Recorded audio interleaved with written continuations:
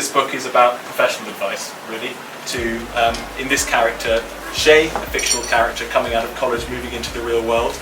Really, what was the best or one of the best pieces of professional advice that you've been given at any point?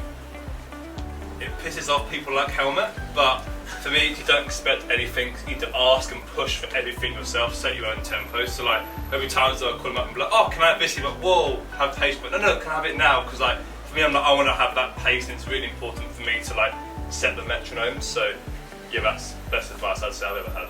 I would say that my course, especially of knowing Helmet and also David now, I think is the idea of constant learning, constant improvement. My dad always used to tell me that you can eat an elephant one toe at a time, and it's that idea of just really building on those 1%. Yeah. So it's really resonated with me, and also being part of the book has kind of really drove that even further to home. And so I think that's something I've certainly learned in the course of my entrepreneurship journey so far, is really just trying to get 1% better every day and building upon that and constantly looking to learn. It's good to be in the short term, but also you have to think long term. I think with career it's very easy to always think next step, and not where you actually want to be, and check that you're not kind of getting complacent and that you keep learning.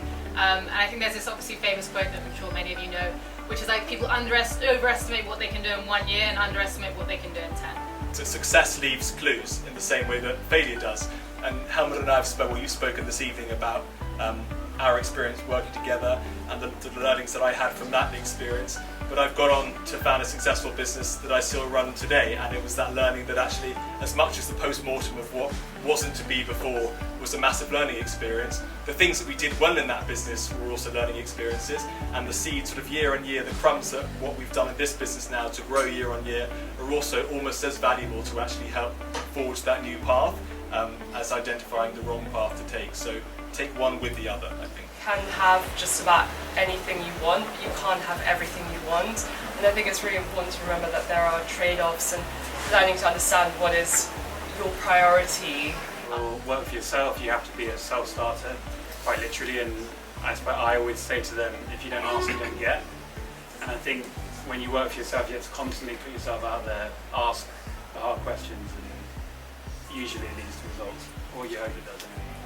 So just go and buy it and read it. It really is a fantastic read, and I just want to congratulate David and Helmut on an incredible venture and an incredible book, and one that I think and hope will inspire many, many young people to forge a successful path in their own lives.